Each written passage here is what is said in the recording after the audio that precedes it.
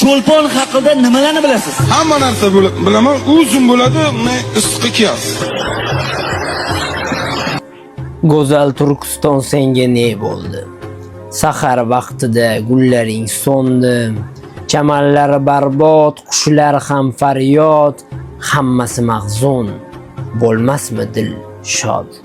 O'zbek jadidlarining marvaridi Abdulhamid Cho'lpon butun umrini mana shu xalqning ozodligi, uning kelajagiga bag'ishladi. Jadidlarimiz orasida Abdulhamid Cho'lpondek bir lahza bo'lsinki, millatning, milliyatning ozodligi uchun tinim bilmagan boshqa jadid topilmaydi. Cho'lpon nafaqat shoir, jurnalist, yozuvchi, tarjimon, yuqori intellekt sohibi edi.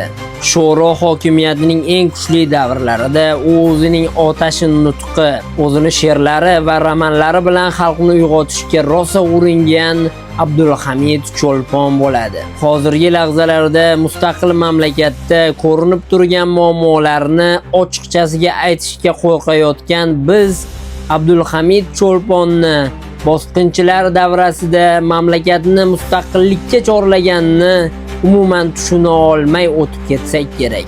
Tarjimonlik asarlarida u Shekspirni Hamletini shu qadar o'zbek tiliga tarjima qilganki, xuddi Shekspir Hamletni o'zbekcha yozgandek. Uning birgina Kecha va kunduz romani haqida soatlab gapirish mumkin. Eng qizig'i, uning faqat kecha qismigina bizgacha yetib kelgan. Shuning o'zida xalqimizni haligacha larzaga